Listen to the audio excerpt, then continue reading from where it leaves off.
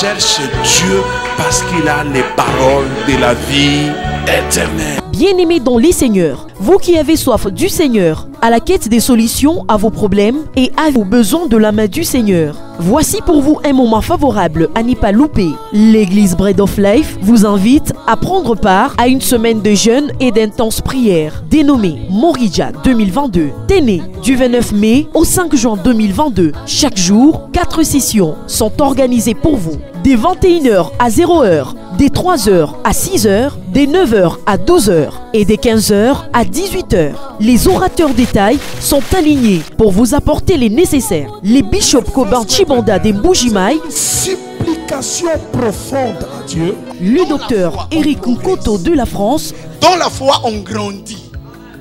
le pasteur Eric Mutombo de Kinshasa, Ne fais pas des choses comme lui. hôte pasteur Josué Gabar Chinabo. Dernière énergie, comme si c'était les derniers jours. Nous sommes sur l'avenue des Cimetières, au quartier Bel Air, dans la commune Kompemba. Référence Arébus Shell. Pour tout contact, appelez les 099 70 28 146. Venez et recueillons-nous dans la présence du Seigneur. Cordial, bienvenue à tous et que Dieu vous bénisse. Je vais demander à présent à nos bien-aimés du Press-Team de préparer un bon moment d'adoration. Nous voulons adorer le Seigneur avant d'écouter la parole qui sortira de la bouche de son serviteur. Lui qui est un instrument que Dieu s'est choisi aujourd'hui en vue de bénir son Église, en vue de donner la forme à quelqu'un qui a été déformé par les réalités de la vie, quelqu'un qui a été abusé par la société. La parole de Dieu qui est capable d'apporter, de restaurer les âmes, de changer, d'amener un plus, de convaincre, d'instruire. Cette parole qui est plus tranchante qu'une quelconque épée à double tranchant. Nous voulons l'accueillir dans un esprit de méditation, dans un esprit d'adoration. Est-ce que le nom de Dieu soit loué? Lui qui est la parole qui était au commencement. Lui qui nous a donné le pouvoir de devenir enfants de Dieu. Nous l'élevons, nous les bénissons, nous les couronnons. Merci Jésus. Merci Yahweh. Merci Elohim. Merci Baba. Merci Baba. My beloved is the most beautiful among thousands and thousands. My beloved is the most beautiful among thousands and thousands.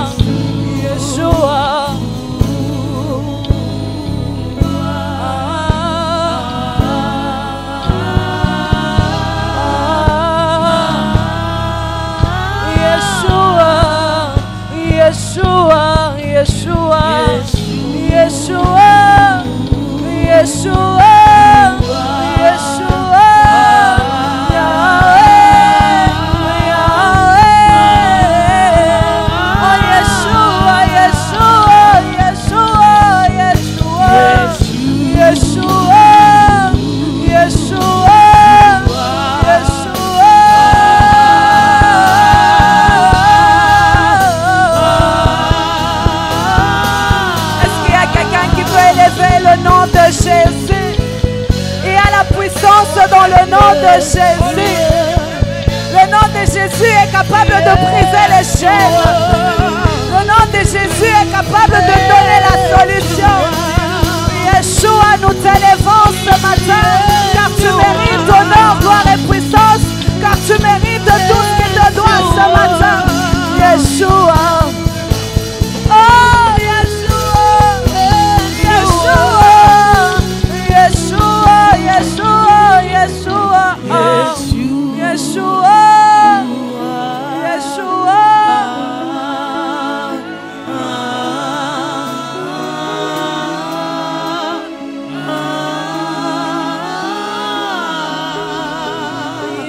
Yeshua, Yeshua, Yeshua, Yeshua, Yeshua, Yeshua,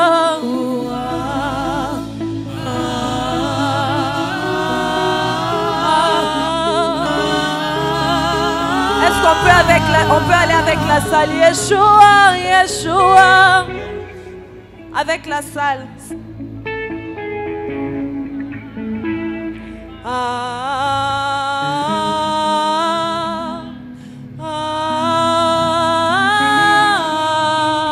Est-ce que tu peux élever ta voix et appeler Yeshua? Pendant que tu appelles Yeshua, il prend soin de tes problèmes. Pendant que tu cries Yeshua, il est en train de combattre des choses que toi tu ne peux pas faire. Est-ce que tu peux encore aller Yeshua, Yeshua, Yeshua, Yeshua, Yeshua, Yeshua, Yeshua, Yeshua, Yeshua, Yeshua, Yeshua.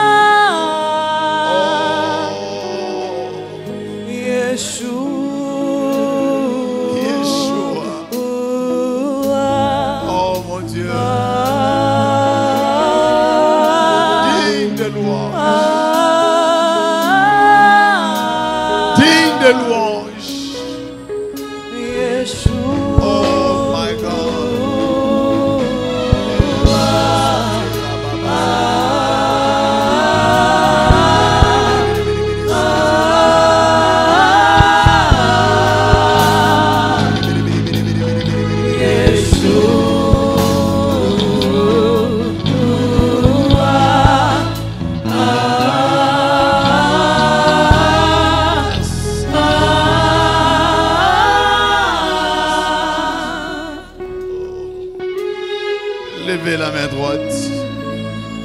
Levez la main droite. Dites après moi, au nom de Jésus, me voici Seigneur dans ta présence. Nourris-moi spirituellement. Je suis prêt Seigneur à écouter ta voix et à faire ta volonté. Thank you, Father God. Hallelujah. Nous pouvons nous asseoir, que Dieu nous bénisse.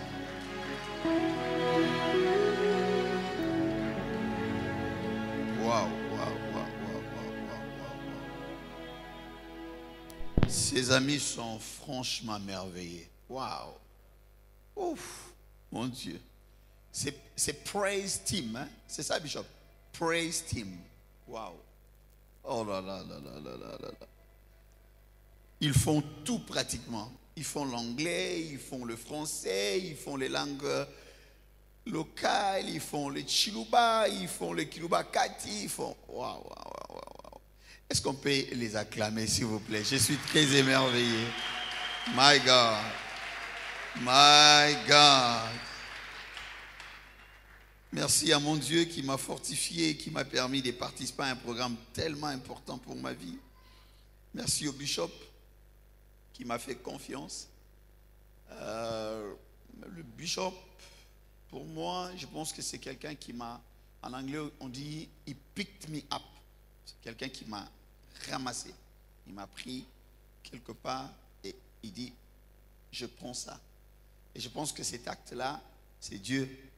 Parce que il y a quelques années, j'ai eu beaucoup de larmes qui coulaient mes yeux, mais qui provenaient de mon cœur à cause de certaines choses avec le temps. Je vous le dirai comme je suis de la maison. Et la rencontre avec le Bishop a provoqué quelque chose en moi. Ça a remis l'espoir en fait. Et je pense que c'est un chemin qui vient de commencer, ça ira très loin. Tout à l'heure, je disais que ça va aller très loin. Dieu veut nous amener, il va nous amener très très loin. J'ai pris le temps de prier pour le bishop, pour sa famille, pour sa charmante épouse, pour Bread of Life. Des prières très sérieuses. Et je pense que ça commence à payer. C'était des prières secrètes. Et je sens que ça commence à payer, surtout que la prière paye toujours. Je ne voudrais pas trop m'attarder là-dessus parce que j'en dirai de plus en plus avec le temps. Mais j'ai dit quand même merci beaucoup Bishop. Merci infiniment. Je pense que j'aurai du mal ce soir à savoir que demain, je ne serai pas ici. Je ne sais pas comment je vais gérer ça. Ça va être difficile pour moi. C'était tellement agréable d'être ensemble, de passer des moments ensemble dans la famille comme ça. Et pour moi, ça sera très, très difficile. Comme il a dit lui-même, par la grâce de Dieu, bien que nous irons à Kinshasa pour des raisons familiales, je dois aller voir mon père, et mon père biologique. Et de retour, je pense que je passerai par ici, par la grâce de Dieu, avant de pouvoir aller en France. Je vous demande humblement, je l'avais fait au début, la première fois quand j'avais pris le micro ici, après la prédication, j'avais demandé ça, et j'ai fait la même demande encore, s'il vous plaît, par l'amour de Dieu, au nom du Seigneur, soutenez-moi par vos prières. Et je le ferai aussi pour vous. L'apôtre Paul dit, soutenons-nous mutuellement. Soutenez-moi, que Dieu nous fortifie, que Dieu nous donne la force. Je vais parler sur les signes. C'est tout, les signes. Et je ne sais pas si c'est au bureau ou bien ici, le bishop a prononcé ces mots-là. J'ai dit, ouais. Merci Seigneur, c'est une confirmation du message. Les signes. Je crois que c'est au bureau ou bien ici, il a dit que Dieu me donne beaucoup plus de signes. Et je suis dans Jean chapitre 13. C'est un culte qui ne doit pas être épuisant parce que vous avez fait un grand travail pendant 7 jours. Je ferai un effort d'être très court, comme d'habitude, mais d'être profond pour que quelqu'un rentre avec quelque chose. C'est ça le plus important. Je suis dans Jean chapitre 13.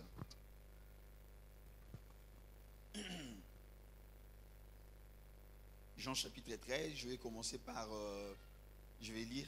Je vais commencer par le verset premier. Si vous êtes là, vous me dites Amen et puis on va faire la lecture ensemble. N'est-ce pas? Avant la fête de la Pâque, Jésus, ça c'est très important, sachant que son heure était venue de passer de ce monde au Père, et ayant aimé les siens qui étaient dans le monde, mis le comble à son amour pour eux. J'aime la Bible. Pendant le souper, lorsque le diable avait déjà inspiré au cœur de Judas Iscariote, fils de Simon, le dessein de les livrer, Jésus, qui savait, on répète le verbe savoir là-bas, qui savait que le Père avait remis toutes choses entre ses mains, qu'il était venu de Dieu et qu'il s'en allait à Dieu. J'aime cette assurance-là. C'est leva des tables, ôta ses vêtements et prit un linge dont il s'est ceigni. Ensuite, il versa de l'eau dans un bassin et il s'est mis à laver les pieds de ses disciples et à les essuyer avec les linges dont il était saint. Il vint donc à Simon-Pierre et Pierre lui dit, « Toi, Seigneur, tu me laves les pieds. » Le Christ répondit, « Ce que je fais, tu ne le comprends pas maintenant, mais tu le comprendras bientôt. » Pierre lui dit, « Non, jamais tu ne me laveras les pieds. » Le Christ lui dit, « Si je ne te lave, tu n'auras point de part avec moi. » Waouh. Simon-Pierre lui dit, « Seigneur, alors non seulement les pieds, mais encore les mains et la tête. » Le Christ dit, celui qui est lavé n'a besoin que de se laver les pieds pour être entièrement pur. Et vous êtes purs, mais non pas tous. Là, il parlait de Judas, parce que Judas n'était pas pur. Vous savez que dans Jean chapitre 6, le verset 70, le verset 70, le Christ dit, je vous ai choisi vous tous, mais un parmi vous est un démon. C'est la toute première fois et l'unique fois dans toute la Bible, Genèse, Apocalypse, où un homme est appelé démon. Donc Judas, c'est un cas à part. Alors là, il dit, vous êtes purs tous, mais vous êtes purs, mais pas tous. C'est-à-dire là, il a exclu Judas Iscariote. Venez avec moi dans Jean chapitre 20. On est toujours dans le livre des Jean, mais nous changeons de chapitre. Chapitre 20. Le verset premier. Si vous y êtes, vous me dites Amen.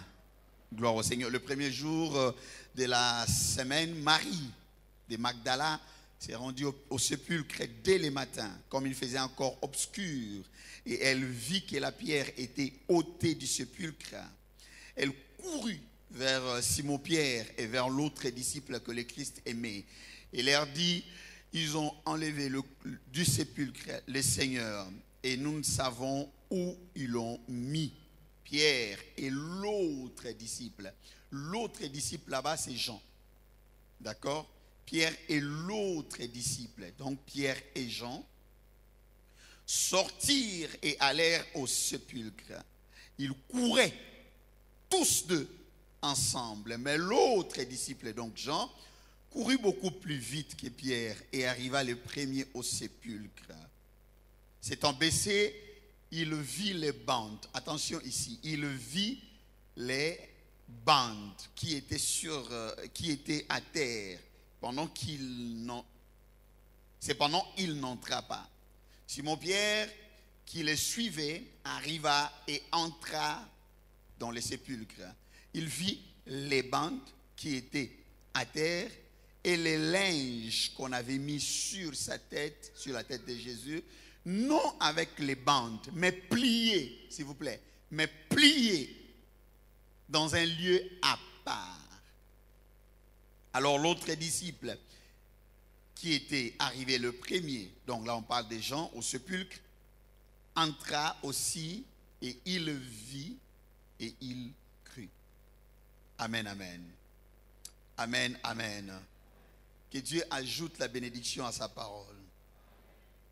Tout à l'heure, je disais que Dieu ajoute la bénédiction à sa parole. Vous savez, cette écriture que je viens d'évoquer dans Jean chapitre 13, ça nous a donné beaucoup de doctrines aujourd'hui que moi je ne partage pas. C'est un avis personnel. Je ne dis pas que mes avis sont meilleurs, mais c'est par rapport à la compréhension aussi de certaines choses et le temps qu'on a pris de pouvoir examiner et étudier certaines choses. Le Christ a lavé les pieds de ses disciples et nous avons des grands bassins, de grandes bassines dans les églises où les gens se lavent mutuellement les pieds. Ce n'est pas mauvais. C'est une pratique que le Christ a faite et les gens peuvent copier ça. En tout cas, sur le plan de la forme, ce n'est pas mauvais. Même sur le plan évangélique. Parce qu'on peut faire des choses évangéliquement, on peut faire des choses doctrinalement, on peut faire des choses prophétiquement. Je trouve aucun mal dans ça. Mais je pense qu'il y a un grand souci d'interprétation par rapport à cette scène. Parce qu'il s'est passé... Cette scène, c'est quelque chose qui peut nous prendre tout un séminaire expliquant le bien fondé, le pourquoi du Christ qui prend un bassin, qui verse de l'eau et qui lave les pieds de ses disciples. Pierre même qui réclame que... Mais, attendez, toi tu es le Seigneur, tu es le Maître. Comment tu vas nous laver les pieds? Le Christ dit, si je ne le fais pas, tu n'auras pas de part avec moi. C'est quand même une phrase qui est dure. Tu n'auras pas de part avec moi si je ne le fais pas. Il est pur, c'est lui qui a lavé les pieds. Tu n'as pas besoin de te laver la tête et les mains. Les pieds suffisent. Et cette scène-là, j'ai pris le temps de l'étudier pendant plusieurs années et j'ai compris beaucoup de choses. Je ne crois pas que le Seigneur voulait nous donner un élan ou bien une petite formation en pédicure. Je ne crois pas où on doit avoir des grands bassins, verser de l'eau et commencer à faire les libanga et les linyuka pour nous laver les pieds. Je ne crois pas que c'était pour ça. Parce que je me demande, par exemple ici à Bread of Life, je prends l'exemple du bishop qui dit il va laver les pieds de tout le monde. Mais c'est ça compliqué. Ça peut nous prendre 5 à 6 heures de temps parce qu'on est nombreux. Je ne crois pas que l'idée, c'était que nous puissions tout le jour commencer à nous laver les pieds pendant le culte. Et je n'ai pas vu les apôtres faire ça de temps en temps. Ils l'ont peut-être fait 1-2 fois, mais ce n'était pas une doctrine. En fait, le lavement des pieds n'est pas inscrit dans la liste des éléments de doctrine qui est qu'on retrouve dans Hébreux chapitre 6. Il y a pas, je ne trouve pas ça. Et donc, si ce n'est pas ça, donc, nous sommes obligés d'interpréter la pensée du Seigneur. Nous sommes obligés de comprendre quel était le bien fondé de cet acte. Et vous savez, en termes de l'interprétation, la Bible n'est pas un livre comme tous les autres livres. La Bible, ce n'est pas un journal. Ce n'est pas un livre écrit par un monsieur quelque part. La Bible a été écrite par Dieu lui-même. Je m'attendais à un bon amen. Parce que les gens qui ont écrit la Bible, c'est des gens qui n'appartenaient pas à la même génération. C'est des gens qui n'étaient pas forcément des amis. Mais tous, ils ont écrit de manière à converger à une seule pensée. Il n'y a que l'Esprit de Dieu qui peut faire ça. Des gens qui ne se connaissaient pas, mais ils ont écrit des choses qui allaient vers la même direction. Donc, je pense que la Bible, c'est Dieu qui l'a écrite. Et comme c'est un livre écrit par Dieu lui-même, on a tous besoin du Saint-Esprit pour interpréter et comprendre la Bible. C'est comme ça que tout le monde n'est pas prédicateur. C'est comme ça que tout le monde n'est pas enseignant. C'est pas que tout le monde n'est pas pasteur. C'est comme ça que tout le monde n'est pas pasteur. On ne peut pas s'improviser. Il faut qu'il y ait un choix de Dieu. Il faut qu'il y ait un appel de Dieu. Il faut qu'il y ait une préparation de Dieu. Il faut qu'il y ait un investissement de Dieu. Il faut que Dieu envoie avant que quelqu'un puisse prendre la Bible et commencer à nous expliquer des choses. Est-ce que je peux avoir un amen pour avancer? Non, un amen qui m'encourage, comme ça j'avance. Écoutez ce que l'apôtre Paul dit.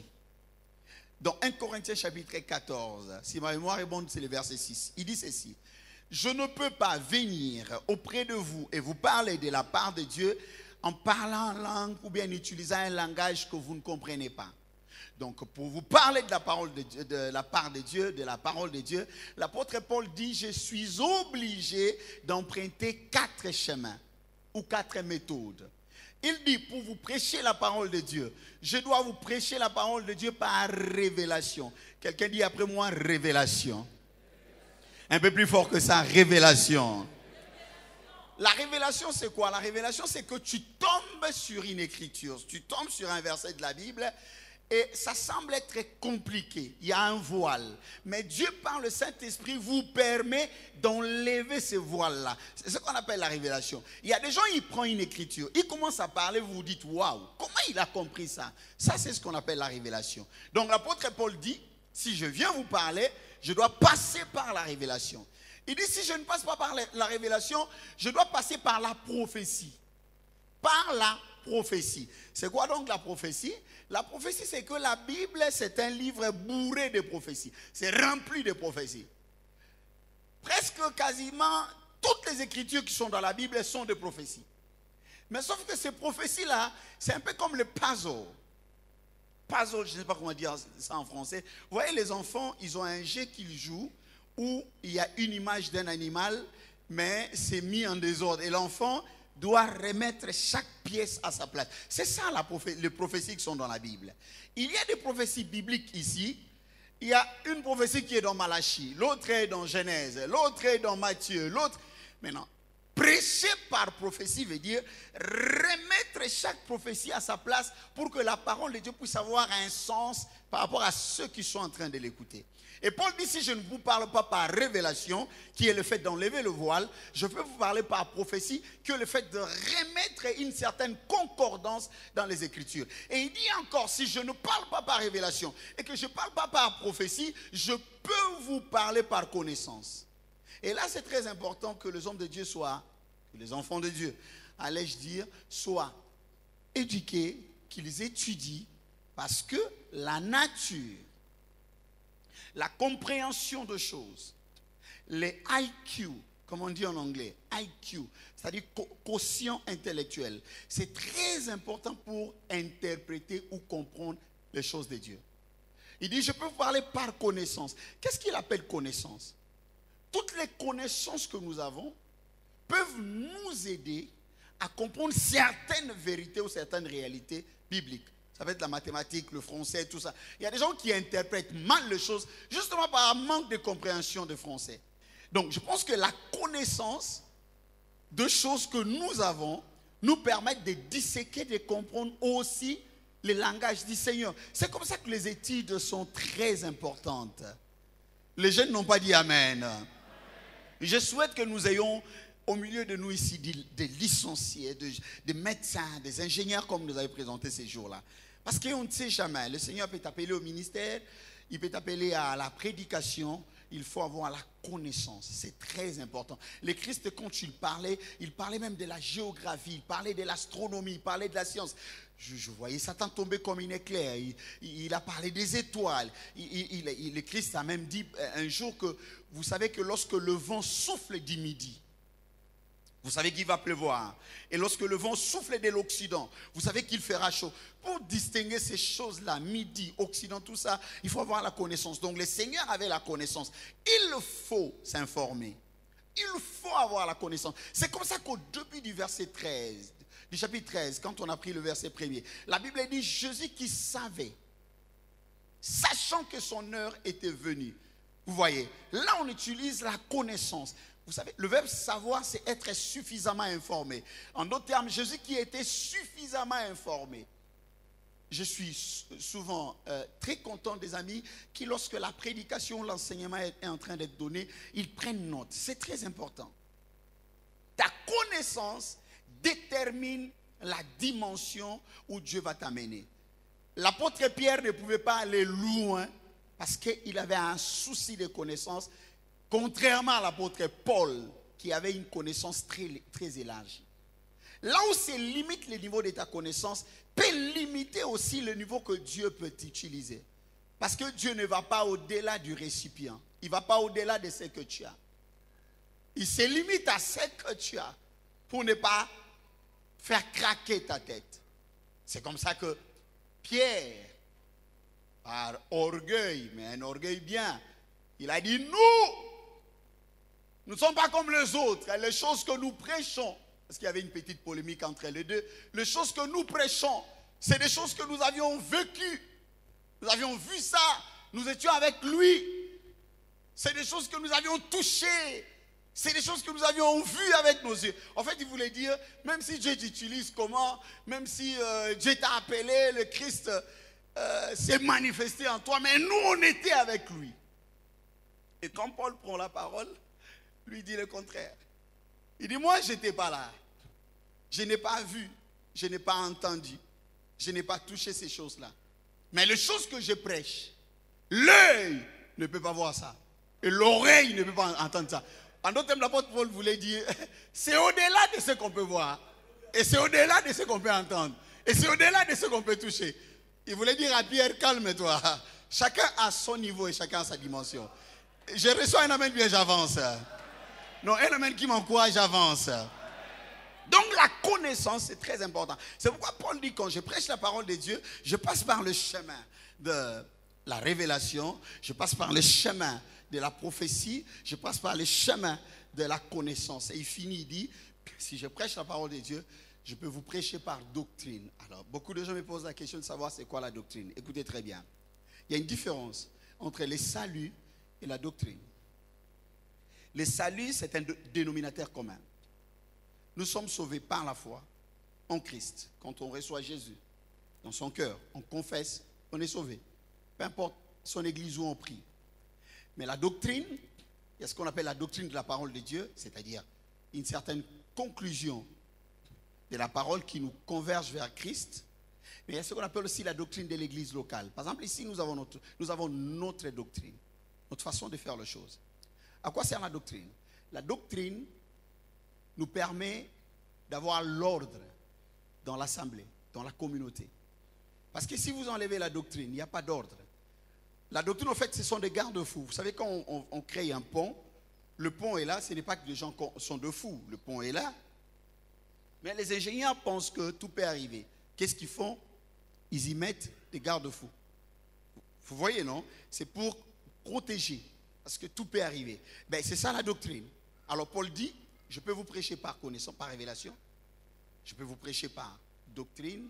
Je peux vous prêcher par connaissance. Je peux vous prêcher par prophétie. Ce sont les 4 canaux qui nous permettent d'interpréter une écriture. Alors, puisque nous avons ces 4 canaux et que nous avions compris ces choses, nous sommes obligés maintenant de voir ce qui s'était passé ces jours-là. Les théologiens nous ont dit ceci. La scène qui a précédé le jour où le Christ a lavé le pied à ses disciples, c'était la scène où les disciples étaient en train de se disputer qui était le plus grand entre eux. Alors, puisqu'ils se sont disputés pour savoir qui était le plus grand, après cette scène-là, chacun a pris sa position. Ils étaient en train de se bouder. Généralement, ce n'était pas le Christ qui faisait ces boulots-là. C'était même pas lui qui prenait de l'eau. Mais de façon particulière, ce jour-là, c'est lui-même le Seigneur de gloire qui a pris le bassin et il est allé chercher l'eau. C'était lui-même. Il est allé chercher de l'eau. Il a ramené de l'eau. Il s'est assis et il a appelé chacun. André, il arrive et puis il fait son boulot. Nani, Pierre, il arrive et puis Philippe est où? Il a fait ça lui-même ce jour-là. Parce qu'ils étaient dans une position où chacun était un peu comme ça. Vous voyez? Alors, l'acte qu'il a posé ce jour-là, la Bible dit, c'était quelque temps avant la fête de la Pâque. Vous connaissez que la fête de la Pâque, c'est une fête juive qui a donné une autre fête chrétienne qui est pour nous la Sainte Seine. La Sainte Seine est différente de la Pâque parce que la fête de la Pâque, c'est la fête de l'indépendance pour les Juifs. Ils ont quitté l'Égypte. Et la Sainte Seine, pour nous, c'est la commémoration de la délivrance spirituelle parce que le Christ nous a délivrés. Donc, ce que le Christ faisait ce jour-là, la Bible fait une liaison avec sa mort. On dit qu'il savait que son heure, son temps était venu de passer de ce monde pour aller vers le Père. Donc, c'est en rapport avec sa mort. Or, vous savez vous-même que la mort du Seigneur, c'est l'unique mort dans toute l'histoire de l'humanité. Où on dit, c'est pas moi, c'est notre frère Salomon qui dit ça. Il dit, le jour de la mort est plus important que le jour de la naissance. On ne peut pas appliquer ça sur personne dans ce monde, si ce n'est que sur Jésus. Parce que le jour de la naissance, c'est le jour le plus important, le jour le plus heureux, le jour de la joie pour tous les humains. Mais pour Jésus, ce n'était pas comme ça. Le jour de sa mort était beaucoup plus important que le jour de sa naissance. C'est comme ça que Salomon avait prophétisé. Donc la mort de Jésus, ça nous parle d'un grand changement. Je ne vais pas rentrer dans ça. C'est par sa mort que nous avions quitté d'un sacerdoce vers un autre. Nous avions quitté d'un ordre vers un autre. C'est par sa mort que le régime a changé. Parce que vous le savez, toute la période de l'Ancien Testament était sous un régime. Dites après moi régime. Un peu plus fort que ça. Le régime de l'Ancienne Alliance, là, l'Ancien Testament, c'est une aberration. Le régime de l'Ancienne Alliance, parce qu'il n'y a qu'un seul testament, il n'y en a pas deux. Le régime de l'Ancienne Alliance, c'était un régime qui était sous la loi. Le régime de l'Ancienne Alliance, c'est la loi. Et donc, il fallait quitter le régime de l'Ancienne Alliance pour rentrer dans un nouveau régime qu'on appelle le régime de la grâce. Et donc, cela s'est fait par la mort de Jésus. La mort de Jésus nous a permis de transiter d'un régime vers un autre. Mais le régime de l'Ancienne Alliance, qui est le régime de la loi, avait un ordre qu'on appelle l'ordre d'Aaron. Dites après moi, l'ordre d'Aaron. Un peu plus fort que ça. C'était un régime qui avait un ordre d'Aaron. L'ordre veut tout simplement dire la manière de faire les choses. D'accord? Donc, l'ordre d'Aaron, c'était l'ordre qui consistait à avoir un souverain sacrificateur qui était mortel et que ses fils étaient supposés succéder à l'absence ou à la mort de leur papa. Donc, il fallait changer les choses parce que la prophétie avait dit qu'on allait avoir besoin d'un souverain sacrificateur qui est immortel. Et donc, il fallait quitter l'ordre d'Aaron pour aller vers l'ordre de Melchisédek. Quelqu'un dit l'ordre de Melchisédek? Donc, dans le régime de la grâce, nous avons un régime qu'on appelle la grâce et nous avons un ordre qu'on appelle l'ordre de Melchisédek. C'est comme ça que dans Hébreu, il est expliqué que Christ est établi souverain sacrificateur selon l'ordre de Melchisédek. Là, on ne parle pas d'Aaron. Vous savez, l'histoire d'Aaron, c'est une histoire très ridicule. Aaron avait été tabassé par le Seigneur, tapé, même déshabillé avant sa mort. C'est compliqué. C'était pour prouver que cet ordre-là et ce sacerdoce-là, ce n'était pas un sacerdoce efficace. Ok? Donc, il fallait passer d'un sacerdoce vers un autre sacerdoce. Et vous connaissez vous-même que les sacerdoces de l'Ancienne Alliance, c'est ce qu'on appelle les sacerdoces. On a appelé ça les sacerdoces lévitiques. Hein? Et les sacerdoces nouveaux de la Nouvelle Alliance, c'est ce qu'on appelle les sacerdoces royales. Donc le jour-là, pour couper l'histoire courte, ce jour-là, quand il lavait les pieds de ses disciples, en fait, il faisait quelque chose au-delà de la compréhension des disciples. Il les introduisait dans une nouvelle logique. Il les amenait dans une autre dimension. C'est comme ça qu'il a lavé les pieds de ses disciples parce que dans l'Ancienne Alliance, pour rentrer dans le temple, on passait par les parvis et on s'est lavé les pieds, on s'est lavé la tête, on s'est lavé les mains. C'était symbolique.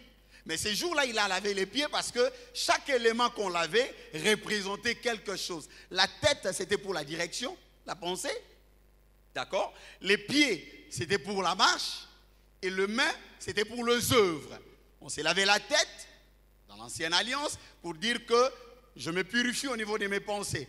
On s'est lavé les mains pour dire que je dois faire les bonnes œuvres pour que Dieu m'agrée. On s'est lavé les pieds, c'était pour dire ma marche doit être conforme à la parole de Dieu. Mais sauf que le Christ leur a dit, vous n'avez plus besoin de vous laver la tête parce que vous n'avez plus de tête. Je deviens votre tête. Donc vous êtes le corps et moi je suis la tête. Et moi, je n'ai pas besoin d'être lavé. Donc vous n'avez pas besoin de laver votre tête. Votre pensée devient ma pensée. C'est comme ça que la Bible a dit, ayez en vous les pensées qui étaient en Christ. En réalité, nous ne pensons plus. C'est Christ qui pense à notre place. Est-ce que je reçois un amen bien? Donc il dit à Pierre, tu n'as pas besoin de laver ta tête. Pierre dit, mais les mains. Il dit, mais non, même les mains. Tu n'as pas besoin de laver tes mains parce que personne parmi nous ici n'est sauvé par ses œuvres. Si tout dépendait par nos œuvres, je pense que tout le monde, on ira tous ici en enfer. Nous sommes sauvés par la grâce au moyen de la foi. Et la Bible dit, cela est un don de Dieu. Ça ne vient pas de nous. Donc on n'a pas besoin de laver les mains. Mais on a besoin de laver les pieds. Pourquoi? Parce que notre marche peut déterminer notre destination. Je peux dire ça? Je peux répondre ça? Tout à l'heure, je disais notre marche peut déterminer quoi? La marche compte. Nous sommes sauvés. Il a pris, il est notre tête. Il a fait une œuvre pour nous. Mais il nous demande de marcher conformément à sa parole. De rester sur son chemin. C'est comme ça qu'il s'est attardé sur le pied. Mais il ne pouvait pas comprendre ça. Mes amis, je vais vous dire une chose. Tout ce que Dieu fait, on ne le comprend pas immédiatement. Non. Dans la plupart des cas, les choses que Dieu accomplit, les choses que Dieu fait au milieu de nous, tokoki ko comprendre en ngombala mon côté, c'est impossible. Vous savez même Morija qui vient de finir là. Peut-être parmi nous, ça va vous choquer ce que je vous dis. Il y a peut-être que 5 ou 10 personnes qui ont compris le bien fondé, l'importance de Morija. Peut-être qu'il n'y a que 10 personnes. Nous tous là, c'est Morija. Nous sommes là. Dieu est là. Mais les bien fondés de cela dans le futur, on ne peut pas comprendre, on ne peut pas voir ça. Parce que ce que Dieu fait, c'est au-delà de notre pensée. C'est au-delà de notre compréhension. Pierre était choqué. Pierre était scandalisé. Pierre dit non, toi tu es le maître. Toi tu ne peux pas nous laver les pieds. Il dit à Pierre, c'est que je fais maintenant. Tu ne le comprends pas maintenant. Mais plus tard, tu le comprendras. Je vais dire à quelqu'un, dans les jours à venir, dans le mois à venir, tu comprendras pourquoi tu avais pris part à Morija. Tu te diras, je comprends pourquoi j'avais participé à ça. Peut-être les Morija que nous venons de faire là, c'est pour nous prévenir d'un grand combat qui va arriver dans 3 ans. Peut-être que le Morija que nous venons de faire là, c'est pour donner un mariage à quelqu'un qui est encore mineur. Mais Dieu a préparé ça d'avance.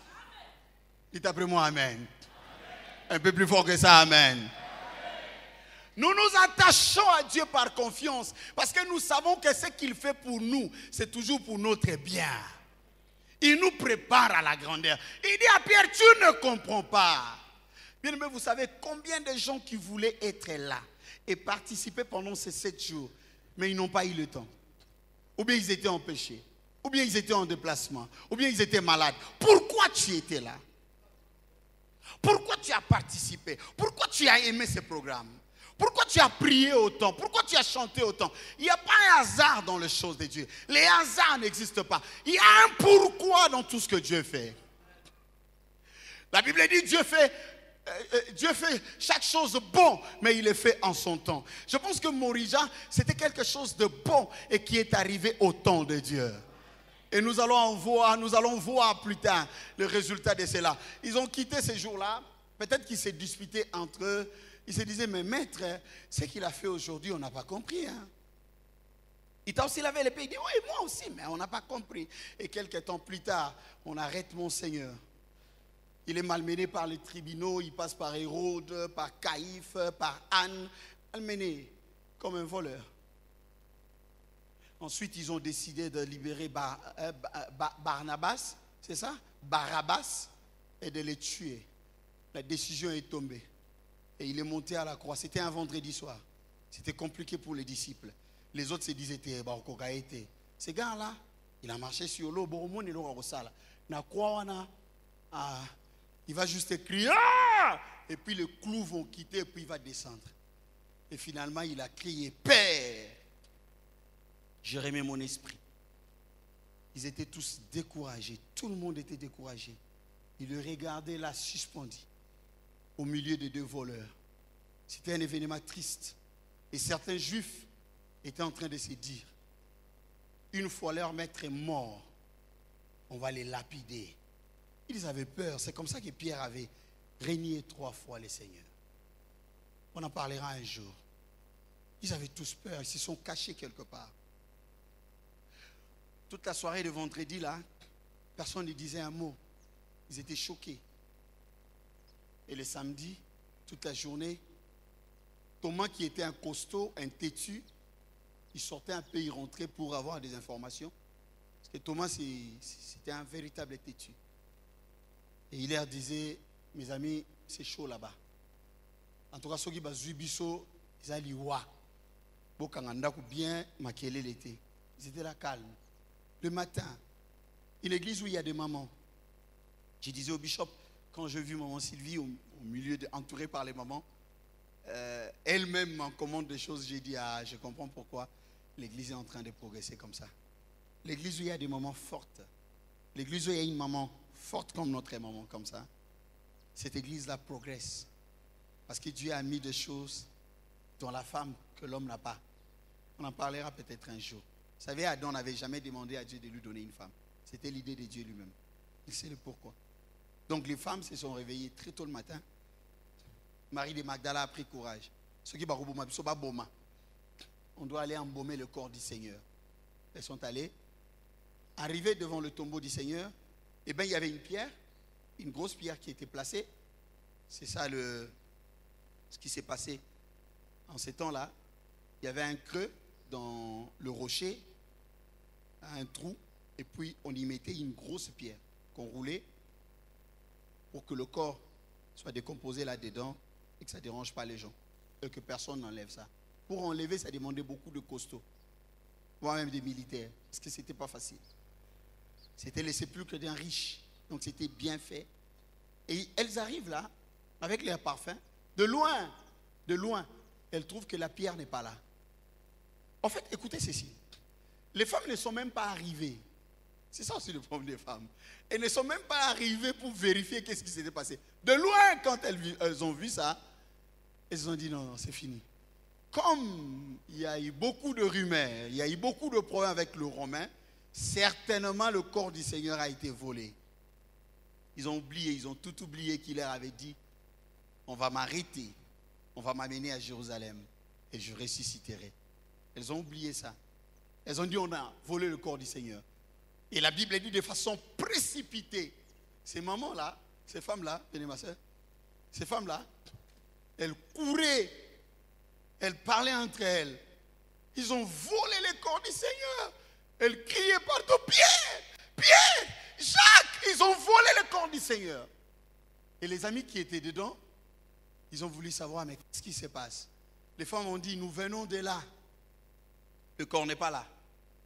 Le corps est parti, même la pierre est roulée et le trou est vide. 2 hommes. Ça, c'est ce qu'on appelle l'appel au ministère. Ils étaient combien? Mais la Bible parle de 2 personnes qui sont sorties. Où sont les autres? Pourquoi sont-ils restés? Parce que ce n'était pas leur appel. Dieu a donné à chacun de nous quelque chose qui est différent de l'autre. Est-ce que je peux avancer avec ça? Est-ce que vous pensez que tout le monde est appelé à être pasteur? Est-ce que vous pensez que tout le monde est appelé à faire une église, à aller fonder une église? Il y a des gens qui resteront comme auxiliaires de certaines personnes que Dieu a appelées. Ce n'est pas que Dieu fait de toi un inférieur, mais c'est que tu joues ton rôle, le pourquoi Dieu t'a envoyé sous le soleil. Il ne faut pas envier l'autre, il ne faut pas copier l'autre, il ne faut pas chercher le trône de l'autre. Je peux avancer avec ça? Dis à ton voisin, reste original. Dis à ton voisin, attache-toi à ton appel. Amen, amen. Ils étaient au nombre de combien pour que 2 seulement sortent? 2 sont sortis. Les autres n'ont pas dit, nous aussi on va venir. Non, non, ils savaient que les 2 là, c'est leur boulot. Pierre est sorti, qui était beaucoup plus âgé que Jean. Jean aussi est sorti. Jean était beaucoup plus jeune. Je vais chercher un jeune. Viens mon frère. Alors en partant, les 2, bon, le jeune a un peu dévancé. Pierre qui venait doucement là. Vous savez, plus on grandit, plus on n'a pas la même énergie. Lui, Jean, il est jeune, et Pierre est vieux. Et la vitesse de Jean était beaucoup plus considérable. Ce n'est pas la vitesse de quelqu'un qui détermine sa destinée. Et ce n'est pas la vitesse de quelqu'un qui fait de toi inférieur. Chacun a son temps et chacun a son rythme. Oyo bazoa basili sa gozoate. Oyo kinga très bien. Oyo bazo basanini. Le jeune qui courait vite est arrivé très vite. Et là, c'est compliqué ces choses. Qu'est-ce que le jeune trouve? J'aurais besoin de... Quand il est arrivé là-bas, tu permets? Quand il est arrivé, eh bien, il trouve... D'abord, lui aussi ne rentre pas. Il ne rentre pas dedans. Il arrive juste à l'entrée du sépulcre. Et il trouve les linges, les bandes, pardon, les bandes qui étaient, parce qu'il saignait, les bandes avec du sang qui étaient sur le corps du Seigneur, jetées là quelque part, à l'entrée même. Pardonnez-moi mon frère. Et il arrive là, il trouve les bandes, il tourne le dos. Et Pierre qui venait doucement là, il dit, mais ça ne sert à rien mon frère, Jésus n'est pas là, même les bandes sont là. Mais Pierre qui venait doucement, lui il est arrivé, il voit les bandes, il dépasse les bandes à l'entrée, au niveau de l'entrée, il dépasse les bandes et il rentre dedans, il commence à regarder partout. Et qu'est-ce qu'il voit? Les linges que le Seigneur avait utilisés ces jours-là, quand il avait essuyé là, parce qu'il a lavé les pieds, et il a essuyé les pieds avec les linges. Ces linges-là est plié et mis quelque part. Qui a plié ces linges-là? Qui a mis ces linges-là à côté? Le Seigneur, dans son regard d'aigle, il savait que Pierre viendrait.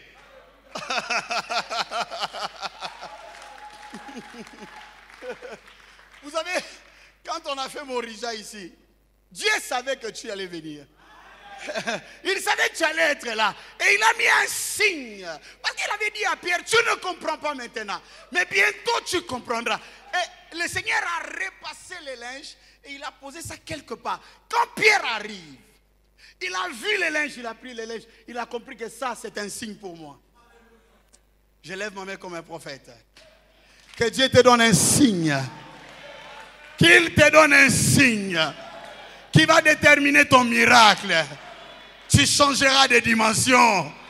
Il a vu les linges, il a pris les linges. Et regardez ce qu'il a fait. Il a encore pris Jean qui était en partance. Il dit revenez.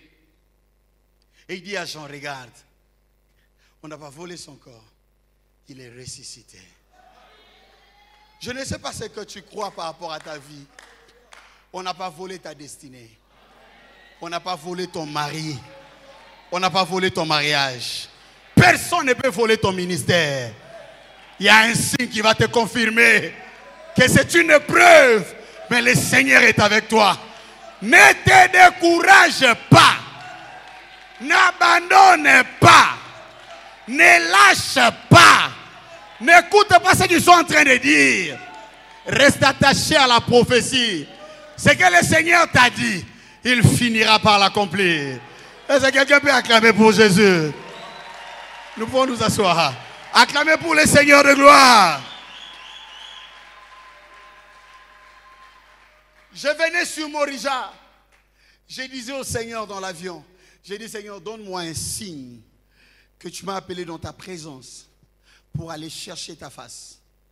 Et moi j'ai eu un grand signe. J'ai vu des choses que je vais peut-être partager avec le bishop.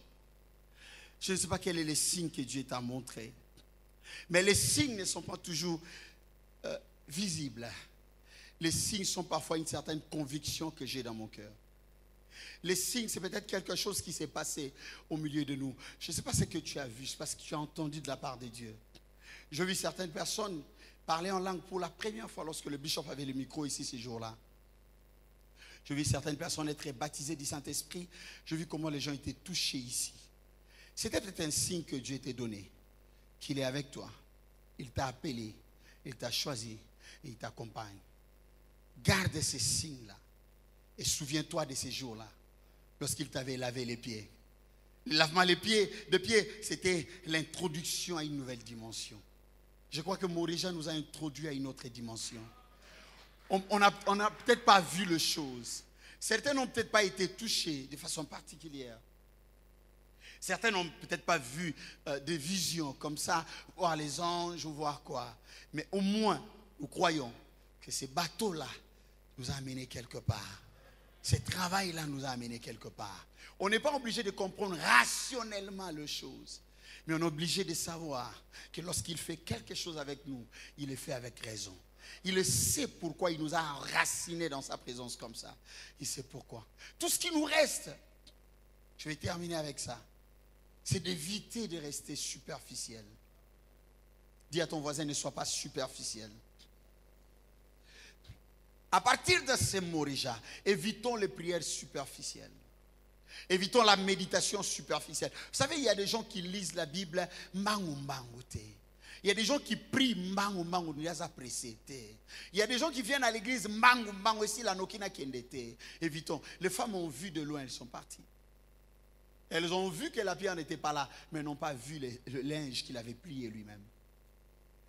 Jean a vu les bandes, mais n'a pas vu les linges qui étaient pliés. Mais Pierre est rentré dedans. Je veux dire à quelqu'un, fonce dedans. Rentre encore dans la présence de Dieu. Désire encore la présence de Dieu. Que Morija ne quitte pas ton esprit. Que ça puisse marquer un début de changement de ta vie de prière. Commence à prier comme tu n'as jamais prié avant. Crains Dieu comme tu n'as jamais craint Dieu avant. Parle du Seigneur comme tu n'as jamais parlé de Dieu avant. Fais les choses de manière à foncer dedans. Il a été dit à Pierre, vous vous rappelez de ces jours-là, il dit jette le filet. Où c'est dans la profondeur. Il y a une phrase que j'aime dans la Bible. La profondeur appelle la profondeur. Il y a peut-être quelque chose que tu dois recevoir. Il y a peut-être quelque chose que tu dois voir, mais que tu n'as pas réussi ça. Continue, ne te décourage pas. Et amène bien, j'ai dit quelque chose. Bishop, David est poursuivi par Saoul. Il a regardé l'armement de Saoul. Saoul était un général redoutable. Saoul n'était pas n'importe qui. Donner à Saoul n'importe quelle bataille, il te ramène la victoire. C'était un monsieur qu'on ne jouait pas avec. Déjà, sur le plan physique, c'était un costaud, un vrai castard. Et c'était un bagarreur, un vrai têtu. Et David, un petit, il a regardé Saoul. Il a dit dans 1 Samuel chapitre 27, le verset 1er. Il dit, moi David, je suis convaincu que je périrai un jour par la main de Saoul. Mais c'est faux. Peu importe l'armement de Saoul, peu importe sa masse physique, David, Saoul ne peut pas te tuer. Tu es l'homme selon le cœur de Dieu. Tu as les signes de Dieu sur toi. Qu'est-ce que tu te dis par rapport à ton avenir? Pourquoi tu es découragé? Pourquoi tu veux lâcher prise? Non, il y a un signe qui t'attend quelque part. C'est dans la profondeur de l'œuvre de la croix. Fonce dedans. Continue, persévère. Avance avec le Seigneur. Vous avez ce mot persévérance. C'est une composée de deux mots. Percer pour voir. Tu as besoin de voir les signes, mais continue.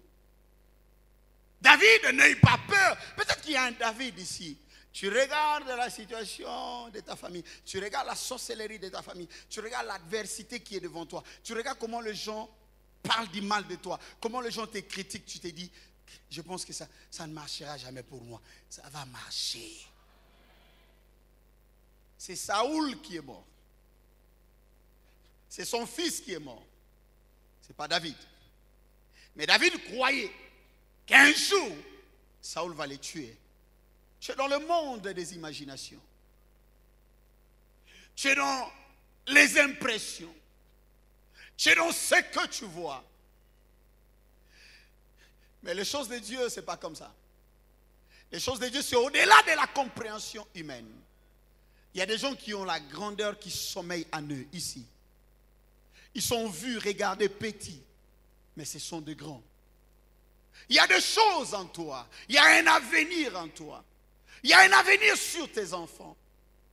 Mais fonce dedans. Cherche les signes. Dis au Seigneur, si je ne vois pas ces linges-là, que tu avais utilisé ces jours-là, je ne m'arrêterai jamais.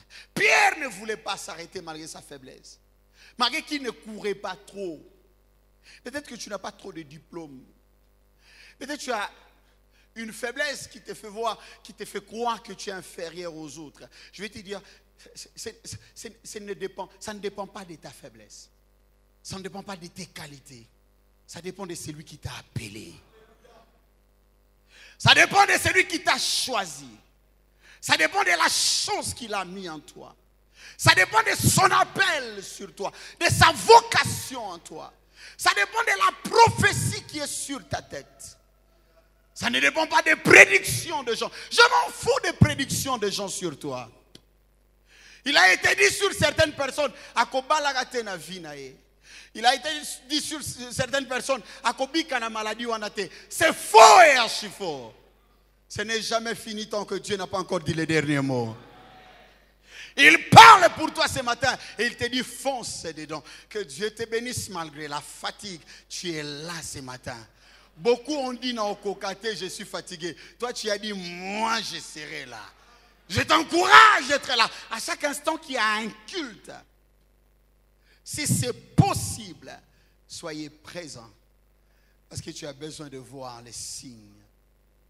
Oh, j'aime la parole de Dieu. Job a dit ceci. Un arbre a de l'espérance. Même quand on le coupe. Mais aussi longtemps que ses racines sont encore là. Une fois vous jetez l'eau, l'arbre va reprendre vie. Je ne sais pas ce qui a été coupé en toi. Il y a des gens qui portent des stigmas, des mauvais souvenirs. Il y a des gens qui ont connu des moments difficiles, des moments de perte. Tu avais peut-être beaucoup de moyens, tu ne l'as plus aujourd'hui. Tout ça, ça fait ta force. Ça ne doit pas constituer ta faiblesse. Ça ne doit pas te décourager. Sois comme cet arbre-là. Aussi longtemps que tu vis, tes yeux fonctionnent normalement. Et tes pieds fonctionnent normalement. Et tes reins fonctionnent normalement. Et ton cœur bat encore. Peu importe ce qui s'est passé dans le passé. Le passé est dépassé. Il dit, je connais le projet que je formais sur vous. Projet de paix et non de malheur. Afin de vous donner un avenir et de l'espérance. Dites après moi. Ah! Ils sont dans les bateaux. Maman Sylvie, tout le monde a vu le vent. Ils ont jeté la marchandise, il n'y a plus rien. Il n'y a que les hommes qui sont restés. Les gens ont commencé à écrire un testament. Ils écrivaient, les autres parlaient, s'adressaient à leurs enfants. Je me suis rencontré avec votre maman à Kipushi. Voilà, nous nous sommes mariés. C'est fini pour nous parce qu'il y avait des familles qui voyageaient.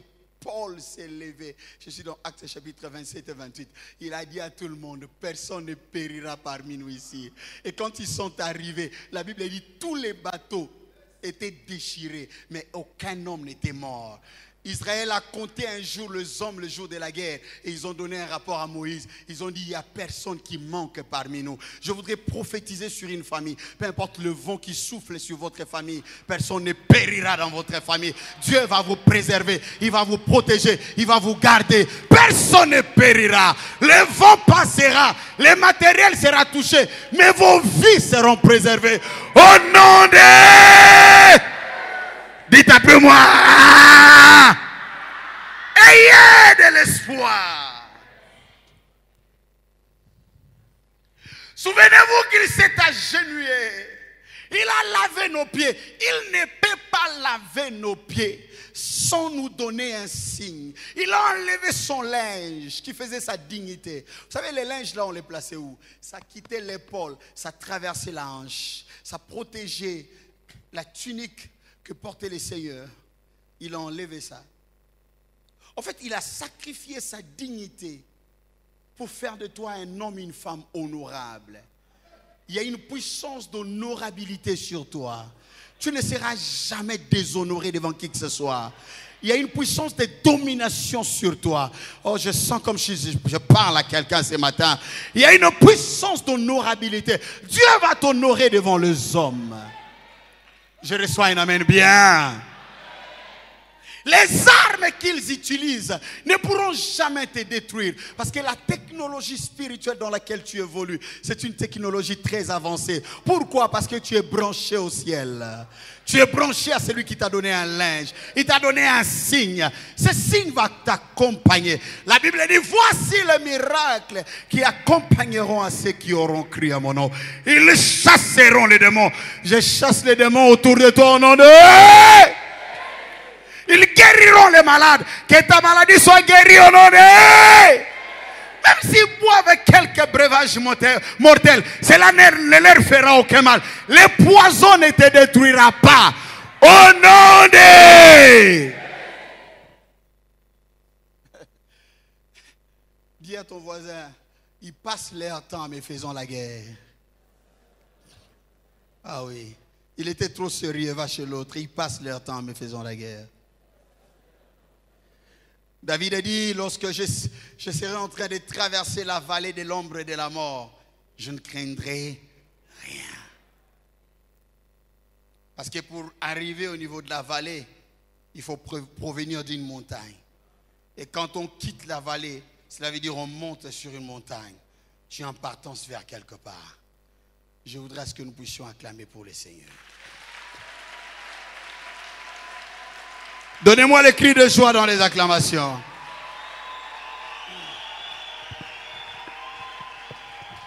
Poussez des cris de joie pour le roi.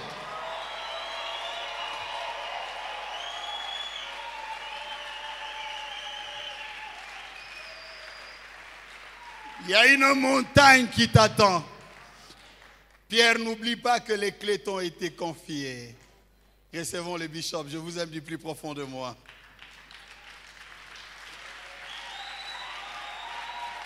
Merci, Bishop. Merci beaucoup. Merci infiniment. Merci, que Dieu vous bénisse. On se tient debout. Tu lèves ta main droite. Nous sommes en train de clôturer les cultes. Je ferai de ma vie ta sainte place. Je bâtirai le trône dans mon cœur. Je répète, je ferai de ma vie ta sainte place. Je bâtirai ton trône dans mon cœur. Viens, Père, viens, Fils, viens, Saint-Esprit, viens et prends ta place dans mon cœur. Cette chanson, je voudrais que tu la gardes en sortant d'ici pour que ça soit une chanson qui te rappelle tous les sacrifices, la prière, que ça te rappelle ton engagement envers Dieu et que chaque fois, ne l'oublie pas. Dieu a besoin de ton cœur. Il veut trouver sa place au fond de ton cœur. Il veut diriger ta vie à partir de ton cœur. Je chante une dernière fois et je prie. Je ferai de ma vie ta sainte place. Je bâtirai ton trône dans mon cœur. Je ferai de ma vie ta sainte place. Je bâtirai ton trône dans mon cœur. Viens, Père, viens, Fils, viens,